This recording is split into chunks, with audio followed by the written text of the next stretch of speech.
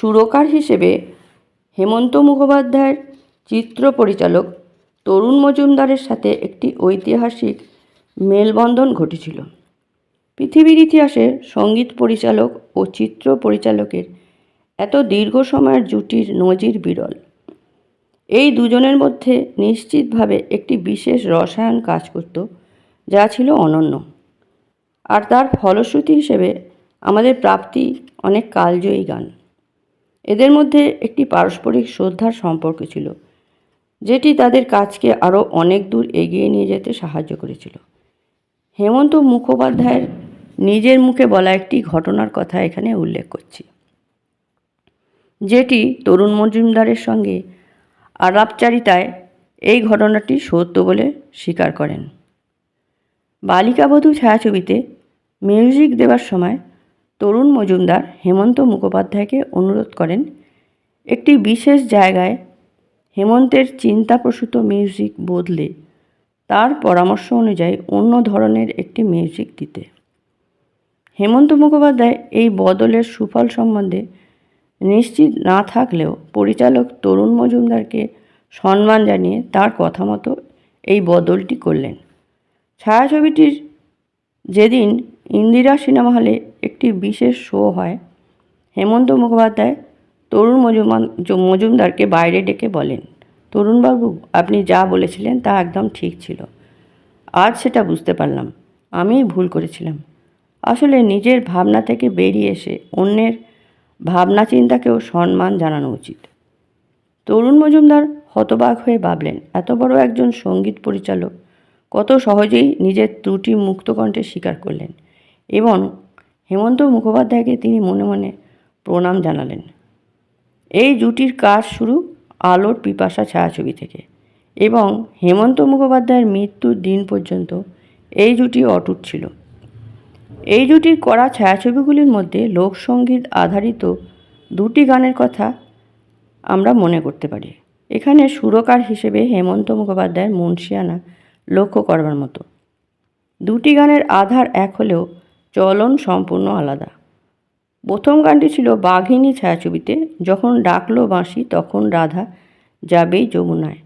দ্বিতীয় গানটির কথা বিশেষভাবে বলতে হয়, এটিও সেই লোকসঙ্গীত আধারিত, ফুলেশ্বরী ছায়াছবিতে। এই গানের ভাবগম্ভীর চলনে তার রূপায়ণ সম্পূর্ণ আলাদা। আমি দেখতে ভালোবাসি, আমি নয়ন ভরে দেখতে ভালোবাসি। সুরকার হিসেবে এই গানটি একটি অসাধারণ কীর্তি। হেমন্ত মুখোপাধ্যায়ের ভাবগম্ভীর সুষমামণ্ডিত কণ্ঠ এই গানটিতে প্রাণ প্রতিষ্ঠা করেছে।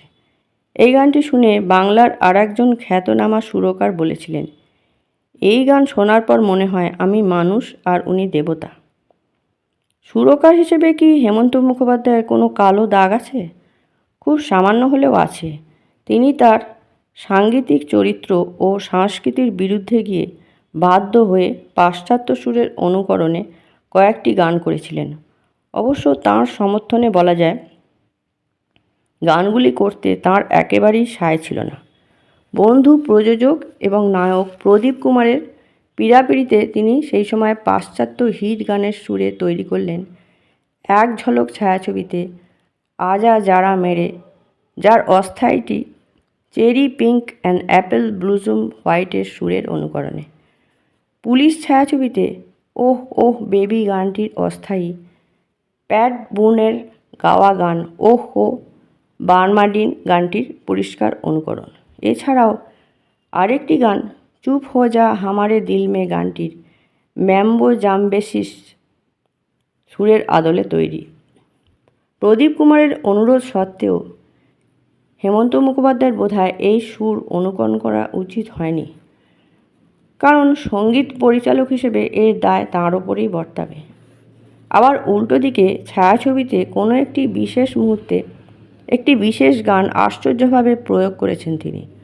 অতুল প্রসাদের একটি গান, কে তুমি বসি নদীকূলে একেলা। এটি সাধারণত দ্রুত লয়ে উচ্ছলভাবে গাওয়া হতো। কৃষ্ণা চট্টোপাধ্যায়ের গাওয়া এই গানটির রেকর্ডে তার প্রমাণ মেলে। 50-এর দশকে তপন সিংহ পরিচালিত ক্ষণিকের অতিথি ছায়াছবিতে হেমন্ত মুখোপাধ্যায় একটি অসামান্য চ্যালেঞ্জ নিলেন। একটি রোগীর একাকিত্বের যন্ত্রণার অভিব্যক্তি, যেটি অন্য যে কোনো সঙ্গীত পরিচালক হয়তো প্রকাশ করতেন তার সানাই বা বেহালার করুণ আওয়াজ দিয়ে। হেমন্ত মুখোপাধ্যায় ওসব কিছুই করলেন না। মর্মস্পর্শীভাবে বিশেষ কোনো যন্ত্র না নিয়ে এবং লয় অনেকটা কমিয়ে গাইলেন, কে তুমি বসি নদী কূলে একলা। একাকিত্ব নাটকীয়ভাবে ফুটে উঠল। এভাবে একাকিত্ব ফোটানো একমাত্র বিরল প্রতিভার সঙ্গীত পরিচালকের পক্ষেই সম্ভব। ধন্যবাদ।